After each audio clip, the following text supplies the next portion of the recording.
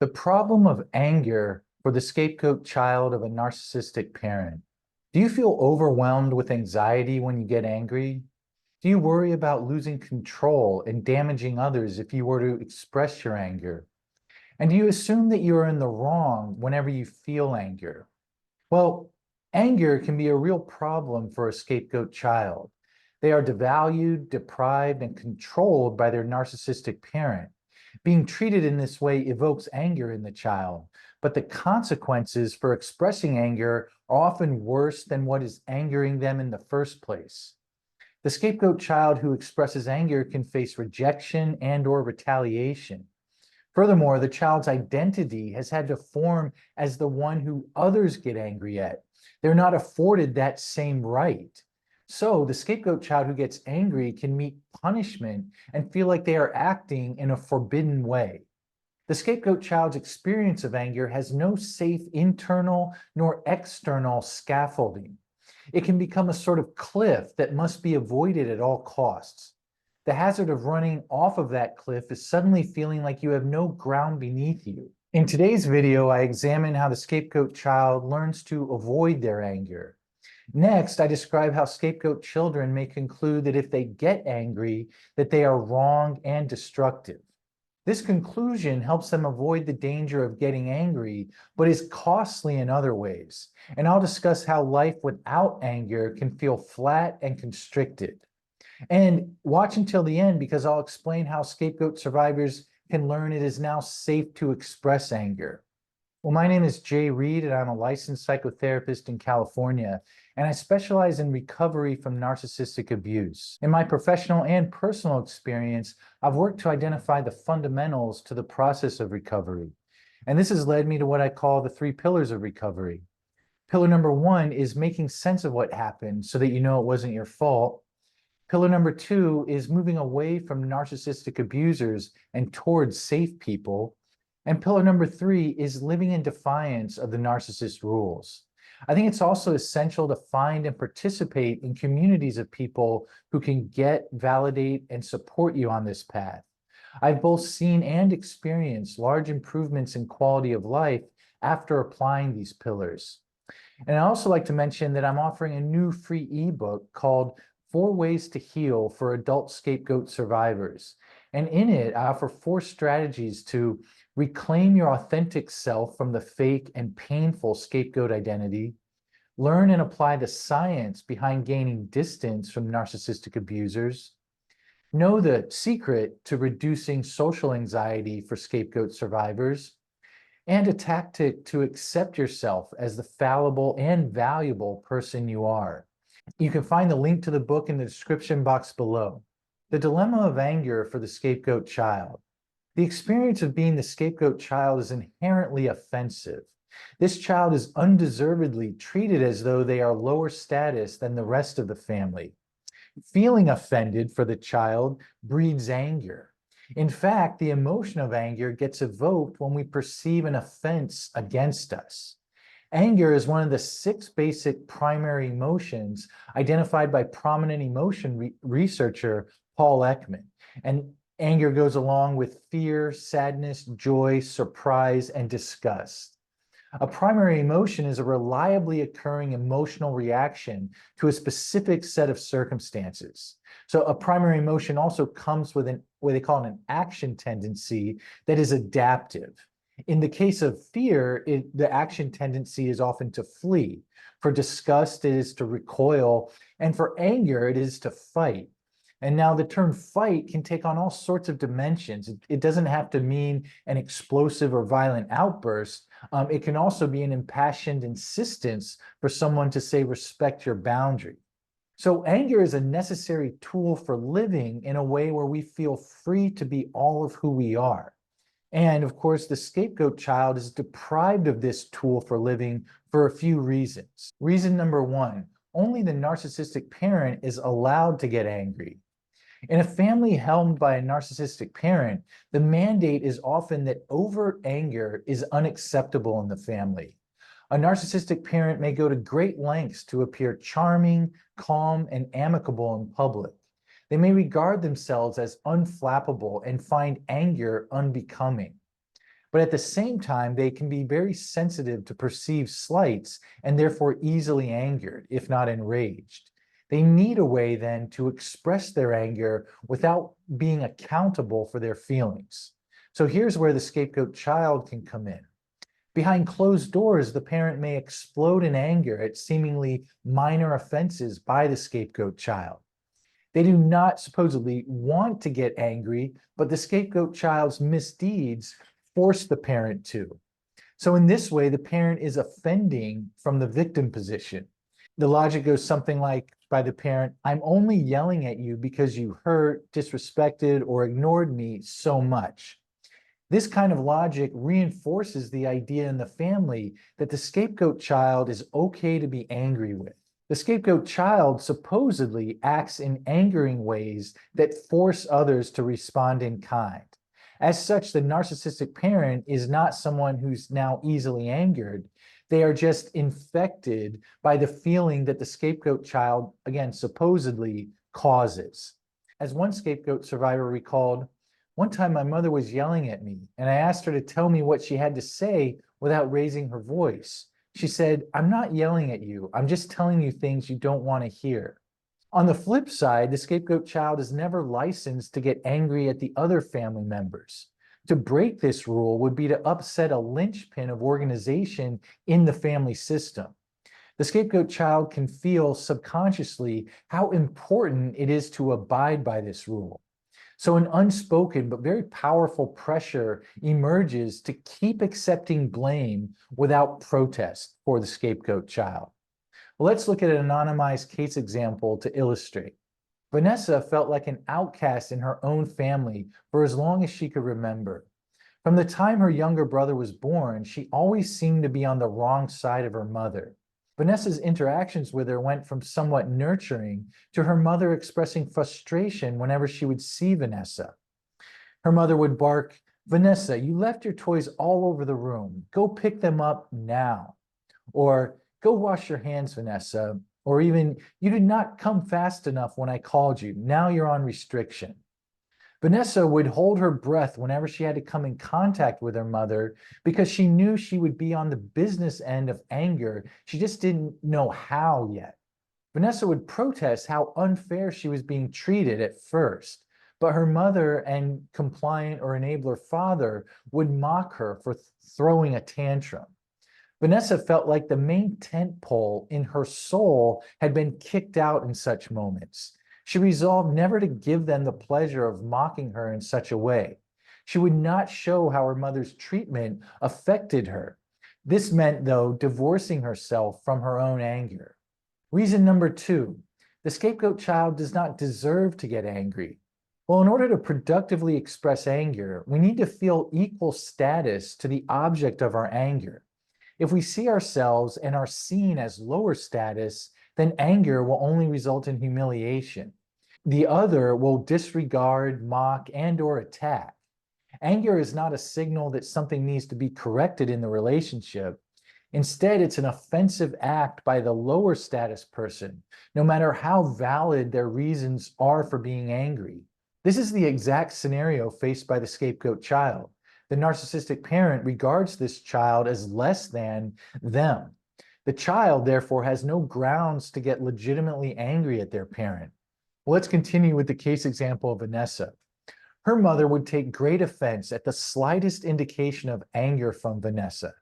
She might be in the midst of berating Vanessa for some trumped up reason and dismiss her to her room. If, say, Vanessa shut her door with any force, her mother would burst into her room exclaiming, how dare you slam the door like that in my house? I just got done telling you that you need to have more respect for me and this family. Then you go and slam the door? I honestly don't know what to do with you. You exhaust me, Vanessa. Very cruel and scathing, but unfortunately not atypical. Reason number 3, getting angry results in shame. Well, we tend to get angry when our needs are not getting met. The scapegoat child's needs have been vilified and ignored by the narcissistic parent. Part of seeing this child as lower status involves the devaluation of this child's needs. Meanwhile, the narcissistic parent's needs get to be important. So the scapegoat child's needs go unmet while being unable to do anything about it. Their parent sees their own needs as most important. So if the child asserts their needs, then they are, according to the parent, being selfish. To be met with claims of being selfish when the child is just trying to get a normal need met is humiliating. The child learns to pair shame with the expression of their needs. Shame is an emotion we feel when we hope to find emotional attunement and receptivity, but instead find rebuke. The result is a sudden break in feeling connected to someone important that feels like it is all your fault. You can feel intense embarrassment at expecting attunement or responsiveness in the first place. And all anyone can do in the throes of shame is wait for the emotion to be over. Shame makes us want to avoid situations that may evoke it. As such, the scapegoat survivor learned to avoid getting angry when their needs go unmet in relationships. And again, back to Vanessa. She learned that getting angry felt extremely bad. She would feel angry when she was not given what she needed. For example, if she brought home a good grade on her report card, but yet would still get yelled at that evening, she would seethe with anger. She had a need to be recognized for her accomplishment that was completely denied, and this made her angry. But for Vanessa, anger meant getting flooded. She might feel some anger, but along with intense fear. She wanted to both fight and flee at the same time. To honor her fight response felt like provoking an opponent, her mother, who was sure to destroy her. To honor her flight response felt like completely abandoning herself. So Vanessa was left utterly alone in such moments of rightful anger at not getting a valid need met. She would feel a sickening nervousness in her stomach and just want to disappear from the situation. The feeling of anger put her in a sort of no woman's land or no man's land, no woman's land in a psychological sense. Her anger would fall on deaf and or hostile ears, so she had to avoid it. Well, over time, feeling angry gave way to feeling shame. It was the one emotion that would guarantee her psychological exile from the family and had to be avoided, her anger, that is. Shame was such a toxic feeling that it made her stay way away from any feelings of anger. The scapegoat child concludes they are wrong to get angry. Whenever a child's normal developmental needs get in the way of a harmonious relationship to their parent, the former gets sacrificed. The scapegoat child needs a way to avoid getting angry so that they do not express it. Their anger compromises their narcissistic parent's willingness, and it's a fickle willingness, to parent the child. A scapegoat child can avoid getting angry by concluding that they are wrong to ever feel this way. This belief puts the child at odds with their own feelings of anger if they ever do arise. The child's focus will be on quelling their anger rather than expressing it. Believing they are wrong when angry creates an alliance with their narcissistic parent. The parent sees the child's anger as illegitimate, and now the child has a way to do this too. So again, back to Vanessa.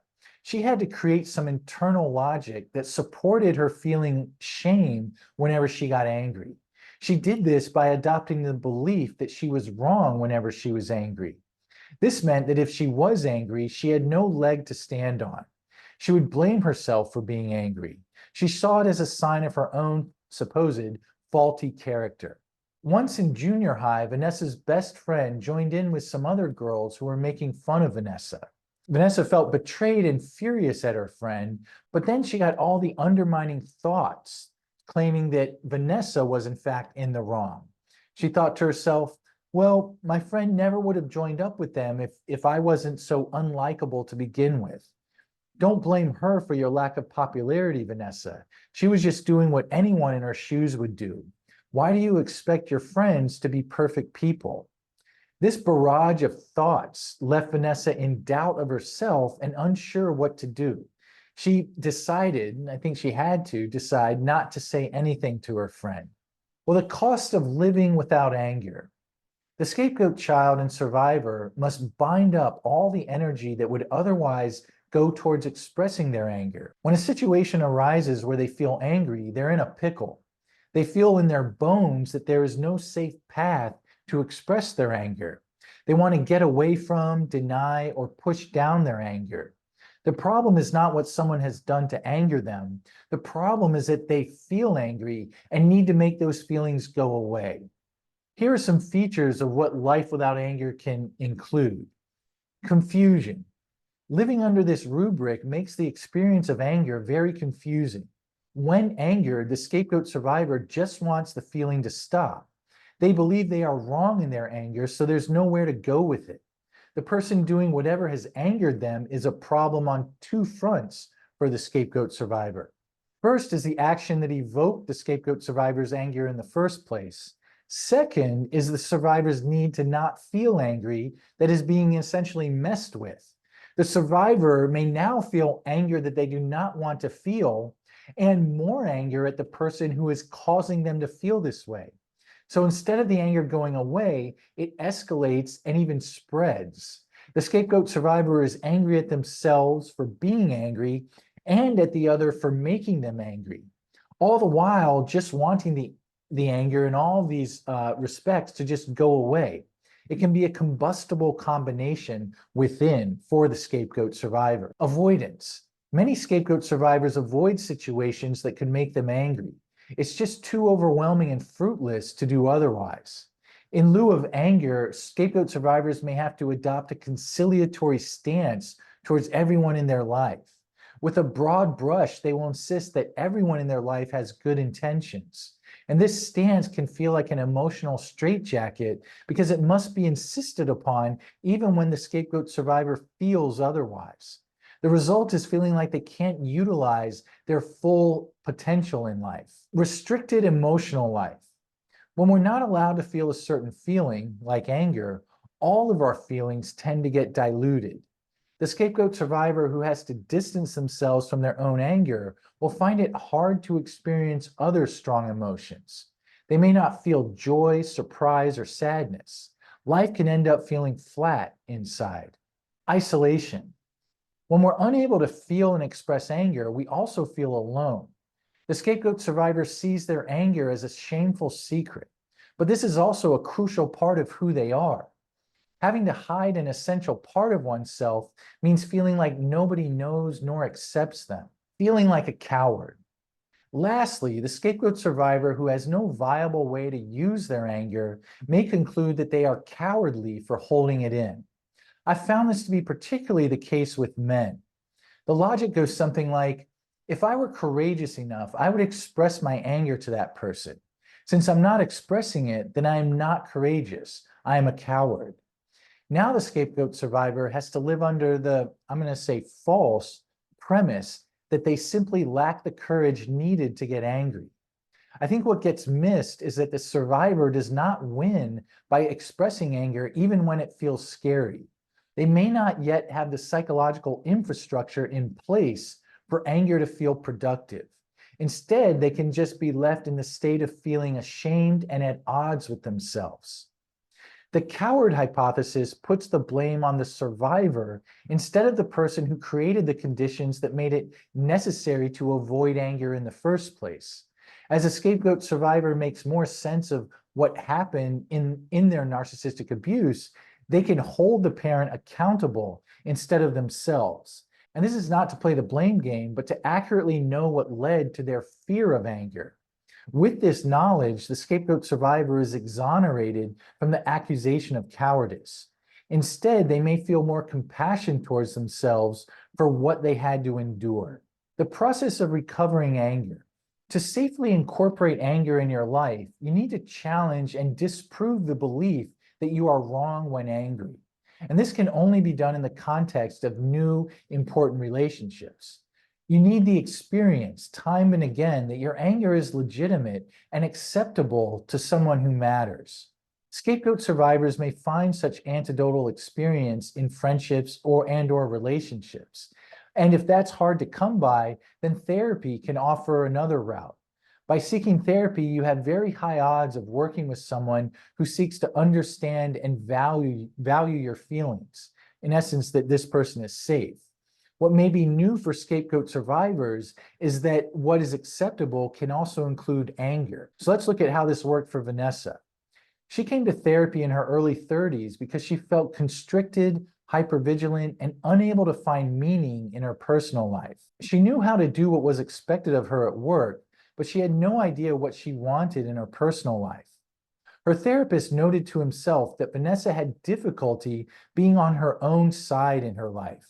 When coworkers or friends offended her, she would blame herself instead of them. He determined that she might be operating under an old belief that she was wrong if she got angry. He looked for chances in their work to identify and challenge this belief with her. About 1 year into the therapy, Vanessa reported that she had difficulty sleeping the night before. Her therapist asked, "Was there something on your mind?" Vanessa replied, "Well, yeah, but it's stupid, really." "I'd like to hear," he said. She went on, "Well, I didn't get the promotion this cycle that I was told I'd get last year. My manager gave me my performance review yesterday, and I did really well, but he did not say anything about a promotion. I guess I shouldn't have expected it like I did." Her therapist asked, "I see. Did you feel double-crossed by your manager?"